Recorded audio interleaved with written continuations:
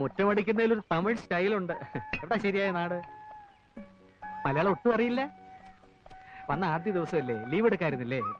അയ്യോ അമ്മ, അമ്മ ഭാഷ പോലും അറിയാത്തൊരു പാവം പെൺകുട്ടി. വന്ന ആദ്യ ദിവസം തന്നെ ചൂലെടുത്ത് കൈ കൊടുക്കേണ്ട വല്ല ആവശ്യമുണ്ടോ അമ്മേ? നേരാ നീ പറഞ്ഞത്. ഇത്രയധികം മനുഷ്യ സ്നേഹമുള്ള ഒരു മോനെ ഞാൻ കണ്ടിട്ടേ ഇല്ല. ഇങ്ങതാ പെണ്ണെ, നീ തന്നെ അങ്ങ് അടിച്ചു വാര. അടിച്ചു വാരടാ. പാറുട്ടിയെങ്ങടാ മറപ്പറയ്ക്ക് പറ്റില്ല. വെള്ളം ചൂടാക്കണം. ഇവിടെ പറഞ്ഞാ വെള്ളം ചൂടാവോ? പോയി തീ പിടിപ്പിക്കുക. തീ വെറുതെ അങ്ങോട്ട് പിടിക്കോ? വിറക് പറയെ പോയി വിറകെടുത്തോണ്ട് വരിക. വിറക് എടുത്തു എന്ന് വിചാരിക്കുക. പോയി വെള്ളം കോരിക്കേ. വെള്ളം കോരിയെന്നങ്ങോട്ട് വിചാരിക്കുക. ചെമ്പെടുത്ത് കിണറ്റിക്കരയ്ക്ക് നടന്നോളുക. ഞാൻ പുറകിലുണ്ടെന്ന് വിചാരിക്കുക. കാർത്തേക്ക് നടന്നോ? ഞാൻ നടന്നു അങ്ങോട്ട് വിചാരിക്കുക. എന്നിട്ട് മുമ്പിൽ അങ്ങോട്ട് നടന്നോളുക. എങ്ങോട്ട് പോന്നു? എങ്ങോട്ടും പോകുന്നില്ല, ഇങ്ങോട്ട് തന്നെ വന്ന്. എന്തിനാ ഇപ്പൊ ഇങ്ങോട്ട് എഴുന്നള്ളിയത്? അപ്പൊ എന്നെ കാണു. എന്തിനാ എന്നെ കാണുന്നത്? അതപ്പെണ്ണ അറിയത്തില്ലേ? എന്നിട്ടാണോ സുമതി കുഞ്ഞമ്മയുടെ മോൻ അശോക മേനവന് മാറ്റി നിനക്കൊരു ഇത്?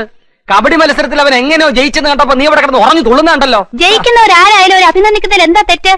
അന്യനൊന്നും അല്ലല്ലോ. അതും എന്റെ അമ്മായിയുടെ മോൻ തന്നെയല്ലേ. അത്രയ്ക്കും ഇഷ്ടമാണെങ്കിൽ നിനക്ക് അവനെ തന്നെ കെട്ടിയാ പോരെ? ഇഷ്ടമുള്ളവരൊക്കെ എല്ലാരും കെട്ടല്ലേ?